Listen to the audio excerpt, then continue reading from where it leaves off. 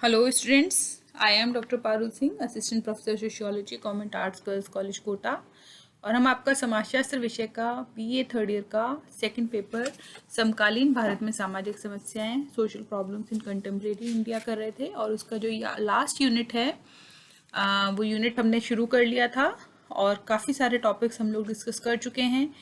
और अभी का जो हमारा टॉपिक है वो है पर्यावरण प्रदूषण यानी कि एनवायरमेंटल प्रॉब्लम। इस टॉपिक से हम सब परिचित हैं, अपनी पृथ्वी के बारे में हम सभी जानते हैं, एक मोटी मोटी सी जानकारी हमारे पास सबके पास है। और प्रदूषण शब्द से भी हम लोग सभी परिचित हैं, फिर भी जो पर्यावरण की अवधारणा है उसको भी हम समझेंगे यहाँ पर। और हमें ये बहुत जानना जरूरी है कि जीवन और पर्यावरण दोनों घनिष्ठ रूप से जुड़े हुए हैं। प्रत्येक जो जीव है वह अपने पर्यावरण की उपज है, चाहे मनुष्य हैं, चाहे जानवर हैं, चाहे जो बीज इत्यादि या पौधे इत्यादि के रूप में जो अस्थिर या अचल जो वस्तुएं हैं, ये सभी अपने अपने जो पर्यावरण हैं वो पर्यावरण से प्रभावित होती हैं और अपने ही पर्यावरण में ये फलती फूलती हैं, अपने विकास के लिए पर्यावरण पर निर्भर करती हैं। और जो जीवित प्राणी के प्रत्येक परिवर्तन में जो उनका जो पर्यावरण है उसके प्रभाव का थोड़ा बहुत अंश आवश्यक रूप से विद्यमान हमें दिखाई देता है। पर्यावरण की अवधारणा यदि हम देखें तो दो शब्दों से मिलकर के बना है, परि अर्थात चारों ओर और आवरण अर्थात ढका हुआ। तो इसका अर्थ है कि चारों ओर से ढका हुआ। तो इस अर्थ में जो प्राणी के चारों ओर जो कुछ भी भौतिक और भौतिक वस्तुएं हैं वे उसके पर्यावरण हैं। मनुष्य अपने चारों ओर के प्राकृतिक शक्तियों एवं पदार्थों जैसे चांद, तारे, सूरज, पृथ्वी, हवा, जलवायु, ताप इत्यादि से तथा कई सामाजिक सांस्कृतिक तथ्यों से जैसे समाज, समूह, संस्था, प्रथा, लोकाचार, नैतिकता, धर्म, मूल्य इत्यादि से घिरा हुआ है, जो कि उसका पर्यावरण कहा जा सकता है। और इस तरह से देखें तो प्राणी के चारों ओर पाई जाने वाली सभी प्रकार की प्राकृतिक, सामाजिक, सांस्कृतिक वस्तुएं और दशाएं उसका पर्यावरण कहलाती हैं। इसकी डेफिनेशन अनेक विद्वानों ने दी है और जिसमें जो रॉस हैं वो कहते हैं कि पर्यावरण कोई भी बाहरी शक्ति है जो हमें प्रभावित करती है। वहीं जिन्सबर्ग कहते हैं कि पर्यावरण वह सब कुछ है जो किसी वस्तु को चारों ओर से घेरे हुए है और प्रत्यक्ष रूप से प्रभावित कर रहा है। तो इस प्रकार से स्पष्ट है कि पर्यावरण में वे सभी भौतिक और अभौतिक, प्राकृतिक एवं मानव निर्मित वस्तुएं सम्मिलित हैं जो कि प्राणी जगत को चारों ओर से घेरे हुए हैं और उसे प्रभावित करती हैं। पर्यावरण का वर्गीकरण यदि हम देखने की कोशिश करें तो संपूर्ण पर्यावरण को अनेक भागों में विभाजित किया गया है। मैकाइवर एवं पेज ने संपूर्ण पर्यावरण को दो भागों में बांटा है, जिसमें वो भौतिक पहलू और सामाजिक पहलू के अंतर्गत लेते हैं। सामाजिक पहलू में प्रथाएं, लोकरीतियां, कानून, संस्था, जातीय समूह, वंशानुगत प्रथाएं इत्यादि को लिया जाता है। वहीं भौतिक या प्राकृतिक पहलू बहुत अधिक विस्तृत है। इसको फिर से दो भागों में बांटा गया है, मानव द्वारा असंशोधित और मानव द्वारा संशोधित। पर्यावरण का ऐसा पक्ष जिसे मानव ने अभी तक परिवर्तित नहीं किया है, जैसे समुद्र, जलवायु, वर्षा, ताप, आर्द्रता इत्यादि। दूसरी ओर कुछ ऐसी दशाएं हैं जिनको मानव ने संशोधित कर लिया है, जैसे खनिज धातुओं से बने यंत्र, मशीनें, औजार इत्यादि, लकड़ी और पत्थर की इमारतें, कलाकारी की वस्तुएं।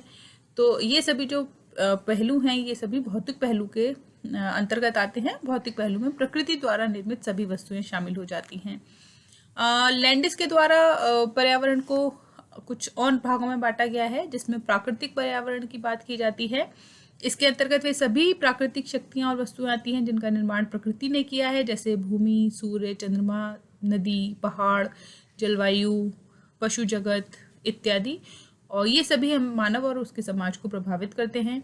वहीं सामाजिक पर्यावरण में मानवीय संबंधों से निर्मित सामाजिक समूह, संगठन, समाज, समुदाय, समिति, संस्था इत्यादि आते हैं जो व्यक्ति को जन्म से लेकर मृत्यु तक प्रभावित करते हैं, उसका सामाजिकरण करते हैं, उसको एक जैविक इकाई से सामाजिक इकाई में निर्मित करने वाले पक्ष हैं और उसे मानव की संज्ञा प्रदान करने में सहायक होते हैं। वहीं सांस्कृतिक पर्यावरण के अंतर्गत धर्म, नैतिकता, प्रथाएं, लोकाचार, प्रौद्योगिकी, व्यवहार, प्रतिमान इत्यादि आते हैं जिन्हें मनुष्य अपने अनुभवों एवं सामाजिक संपर्क के कारण सीखता है और उनके अनुरूप अपने आप को ढालने का प्रयत्न करता है। तो ये हमें तीन मोटे मोटे जो वर्गीकरण है पर्यावरण के दिखाई देते हैं, प्राकृतिक, सामाजिक और सांस्कृतिक पर्यावरण। इसके अतिरिक्त भौगोलिक पर्यावरण की बात करते हैं। भौगोलिक पर्यावरण को दो भागों में बांटा जा सकता है, मानव निर्मित और मानव द्वारा अनिर्मित या प्रकृति प्रदत्त जिसे कहा जाता है। मैकाइवर एवं पेज ने लिखा है कि भौगोलिक पर्यावरण में वे समस्त दिशाएं सम्मिलित हैं जो प्रकृति मनुष्य को प्रदान करती है। और सोरोकिन लिखते हैं, भौगोलिक पर्यावरण का तात्पर्य उन सभी प्राकृतिक दिशाओं और घटनाओं से है जिनका अस्तित्व मनुष्य के कार्यों से स्वतंत्र है, जो मानव द्वारा निर्मित नहीं है। तो इस प्रकार ये स्पष्ट है कि भौगोलिक पर्यावरण के अंतर्गत उन सभी प्राकृतिक शक्तियों एवं वस्तुओं को सम्मिलित करते हैं जो मानव के नियंत्रण से परे हैं तथा जो प्रत्यक्ष या परोक्ष रूप से मानव जीवन को प्रभावित करती हैं, जैसे कि तारे, सूर्य, पानी, विद्युत, धूप, आर्द्रता, जीव जंतु, बाढ़, भूकंप, पहाड़, नदी, वर्षा, जलवायु। इन सभी को प्राकृतिक या भौगोलिक पर्यावरण का के रूप में देख सकते हैं। पर्यावरण और मानव परस्पर अंतर्क्रिया करते हैं। मनुष्य अपनी आवश्यकताओं एवं क्षमताओं के अनुसार पर्यावरण में परिवर्तन करता है और प्राकृतिक साधनों का उपयोग करता है।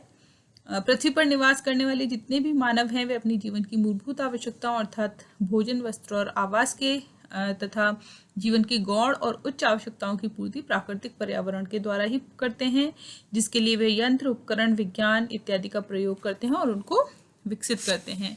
तो ये स्पष्ट है कि मानव की सामाजिक सांस्कृतिक विकास के साथ साथ जो भौगोलिक कारक हैं वे भी बहुत अधिक महत्वपूर्ण हैं।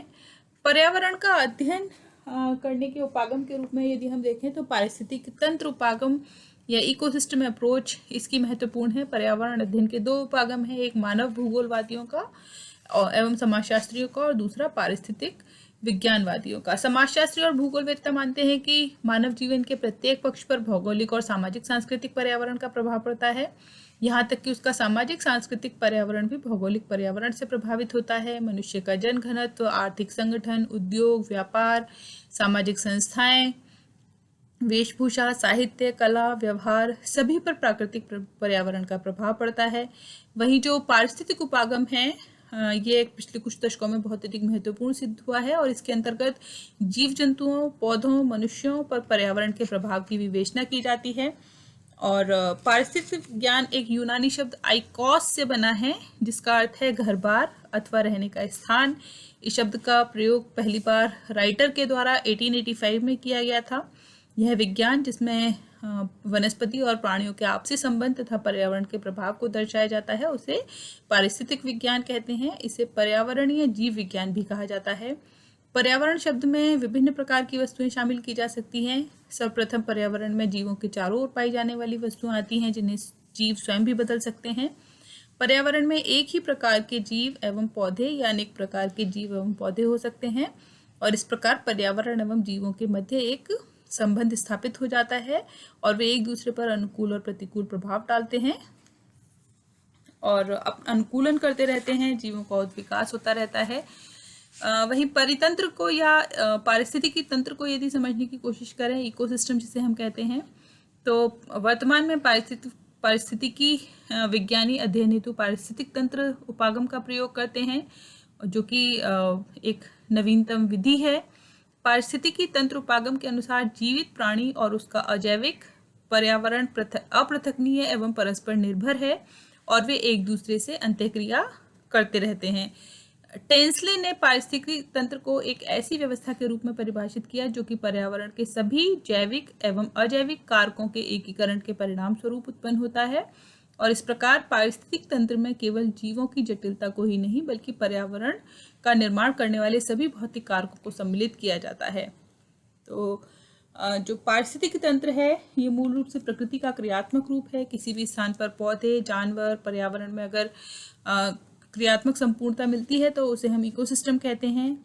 यह छोटा भी हो सकता है और बड़ा भी हो सकता है।